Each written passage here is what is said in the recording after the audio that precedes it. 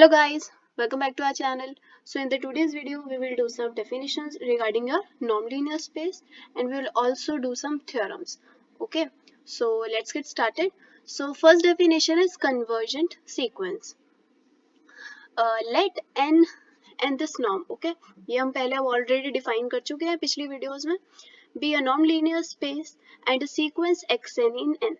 तो अब एक सीक्वेंस हमने उठा लिया xn in n is said to be convergent if for given epsilon greater than 0 there exists n naught belongs to n that is positive. अब ये जो n है ये है नेचुरल नंबर्स, ठीक है, इसको क्या कहेंगे, कोई भी n naught क्या हो सकता है, positive integer, okay, or we can say natural number such that norm of xn minus x is less than epsilon for all n greater than equals to n naught. Then this sequence xn is convergent to x if and only if this norm of xn minus x will tends to 0 as n tends to infinity. Okay, तो आप किसी sequence को convergent sequence कब बोलोगे, पहले तो आप एक नॉन लीनियर स्पेस ले लिया आपने, ठीक है, अब उस नॉन लीनियर स्पेस में हमने एक सीक्वेंस xn उठाई, तो ये xn सीक्वेंस कन्वर्जेंट कब होगी, जब एक ऐसा एप्सिलॉन ग्रेटर देन 0 एग्जिस्ट कर जाएगा कि for epsilon for a given epsilon greater than 0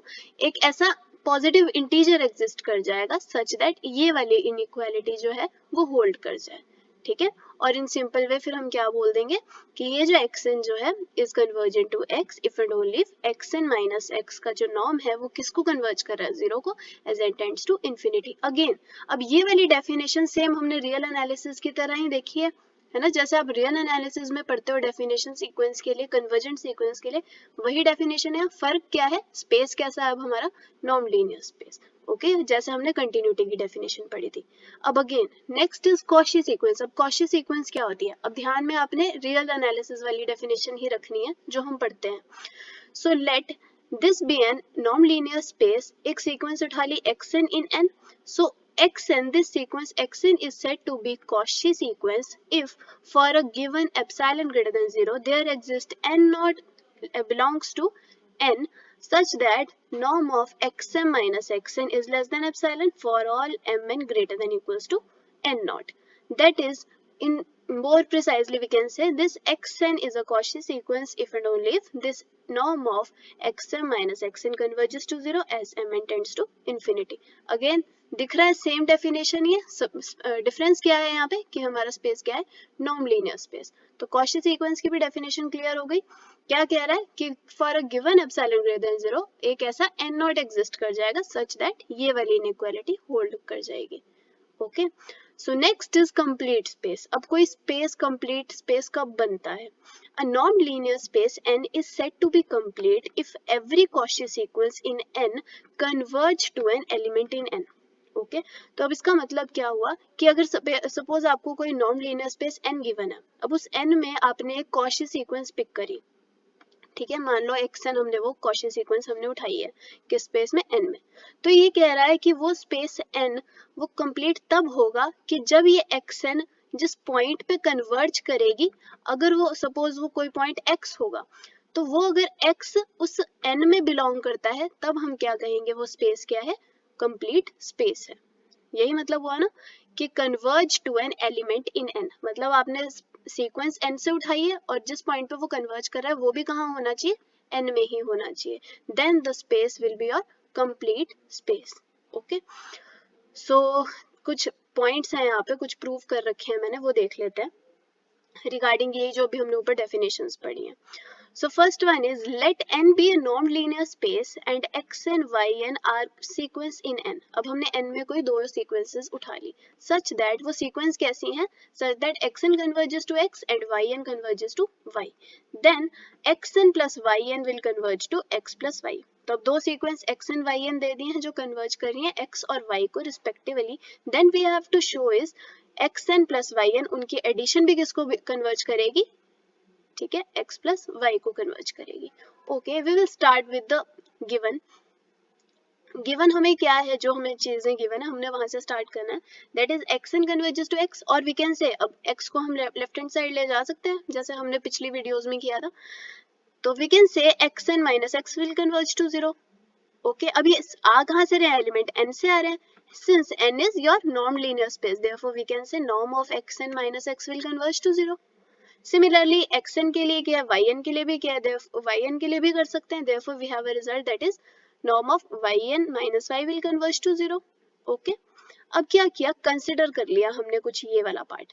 इसमें हमने किया क्या है, हमने कंसिडर किया xn plus yn minus x plus y को, इसका नॉर्म हमने कंसिडर कर लिया. तो अब इसको थोड़ा सा रीअरेंज करके लिख सकते हैं. क्या करेंगे, x वाली टर्म्स एक साथ, y वाली टर्म्स एक साथ, that is we will have xn minus x plus yn minus y का whole norm. ओके, नाउ अब ये देखो एलिमेंट्स कहाँ से आ रहे हैं, n से आ रहे हैं. Since n is a non-linear space, so we can apply the third property, which is your triangular inequality property. Therefore we can write this thing as less than equals to norm of xn minus x plus norm of yn minus y.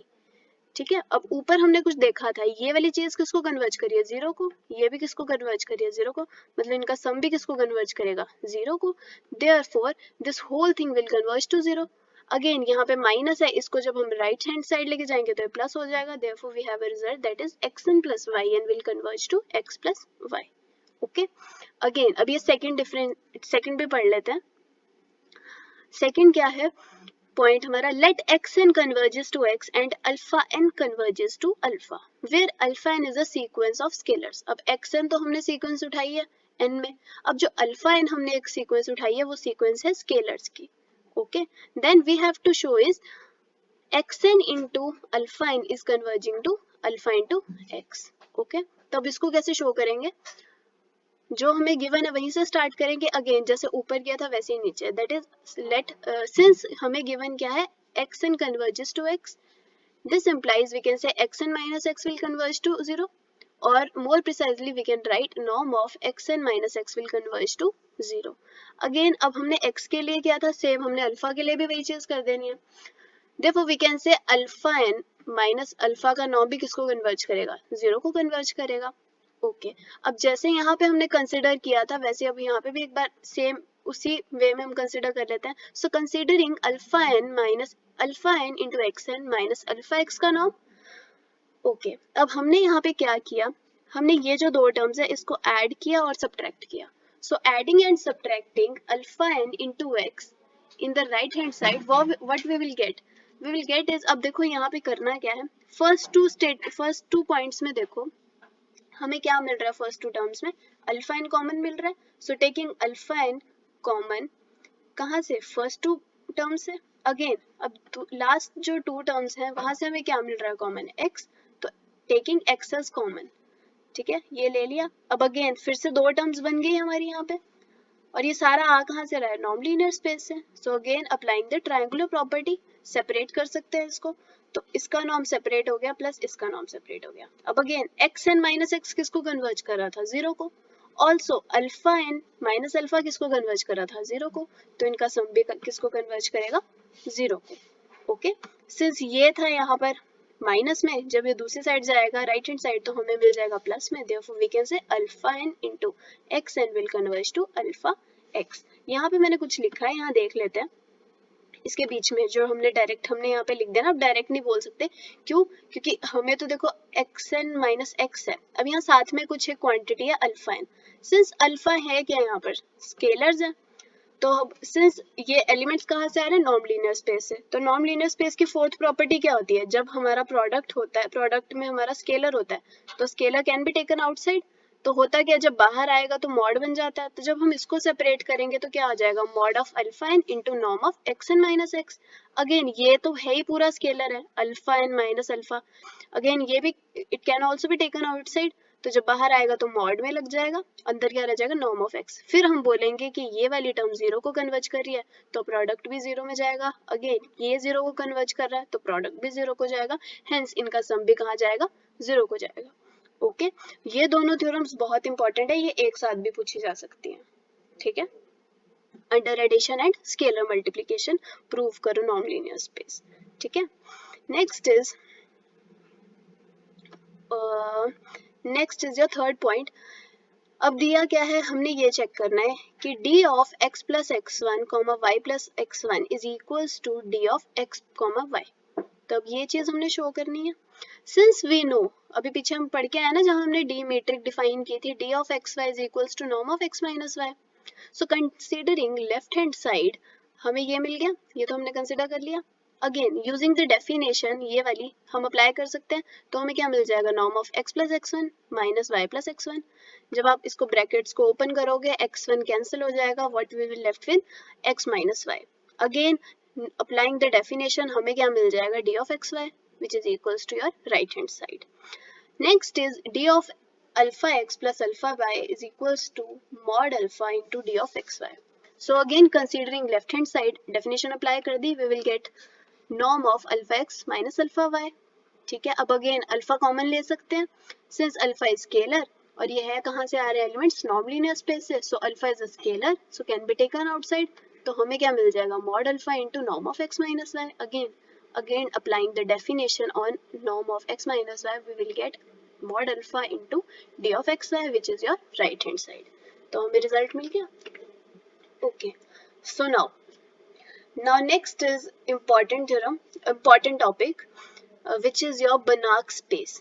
ठीक है, ये topic काफी बड़ा है और बहुत important है और बहुत इंटरेस्टिंग भी है, तो पढ़ लेते हैं इसको, इसकी थोड़ी सी डेफिनेशन देख लेते हैं। सो Banach स्पेस क्या होता है, a complete normed linear space is called a Banach space. ठीक है, अब नॉर्म लीनियर स्पेस की डेफिनेशन हमने पढ़ ली है, नेक्स्ट हमने कंप्लीट की भी डेफिनेशन पढ़ ली है, कंप्लीटनेस की। So a complete norm linear space is called a Banach space. तो मतलब क्या है कि अब जो आपको गिवन स्पेस है पहले वो नॉर्म लीनियर स्पेस होना चाहिए, दूसरी चीज वो क्या होनी चाहिए, कंप्लीट होना चाहिए। तो नॉर्म लीनियर स्पेस के लिए हमें वो 4 प्रॉपर्टीज प्रूव करनी पड़ेंगी और कंप्लीटनेस शो करने के लिए हम क्या दिखा देंगे, कोई एक हमने सीक्वेंस उठा ली उसमें से, कॉशी सीक्वेंस, और फिर उस सीक्वेंस को हमने क्या दिखा देना है कि वो ऐसे पॉइंट पे कन्वर्ज कर रही है जो उसी स्पेस में बिलोंग करता है। ठीक है, फिर हम क्या बोल सकते हैं कि ये जब टोटली ये दोनों चीजें हो जाएंगी फिर हम क्या कह सकते हैं, जो गिवन स्पेस है वो क्या है आपका Banach स्पेस है। ओके, सो इसका एग्जांपल देख लेते हैं, जो सबसे बेसिक एग्जांपल हम पढ़ते हैं। So example, first example is prove that the set of real numbers are is a Banach space under the norm defined by norm of x is equals to mod x where x belongs to r। तो अब हमने prove करना है कि जो set of real numbers है r वो क्या है, एक Banach स्पेस। अब नॉर्म हमें उसने ऑलरेडी डिफाइन करके दिया है कि नॉर्म ऑफ x को हम कैसे डिफाइन करते हैं, मॉड x से, वेयर x कहाँ से आ रहे हैं, सारे रियल नंबर्स हैं।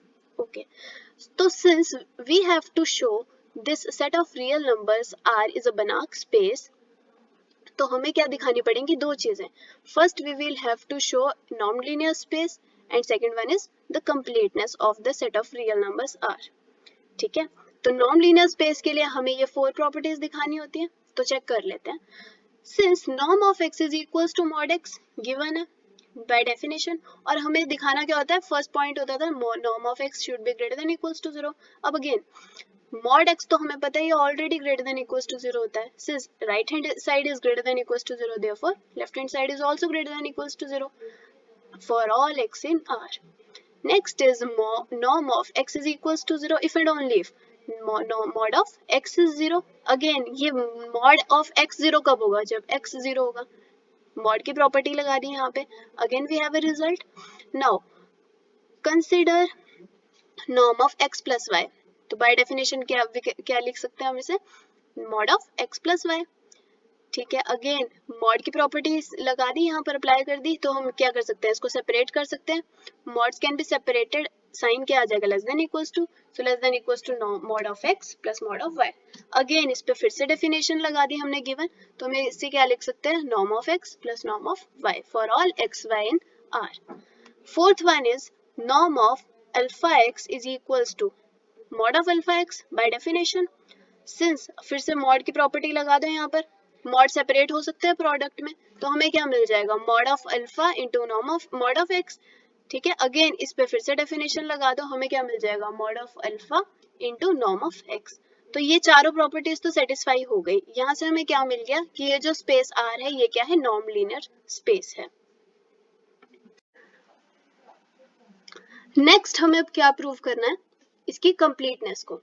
तो कंप्लीटनेस के लिए हम क्या शो करते हैं कि एक हमने कोई कॉशी सीक्वेंस उठा ली, फिर उसको दिखाएंगे कि हम वो एक ऐसे पॉइंट पे कन्वर्ज कर रहा है जो उसी स्पेस में बिलोंग कर रहा है। तो देख लेते हैं।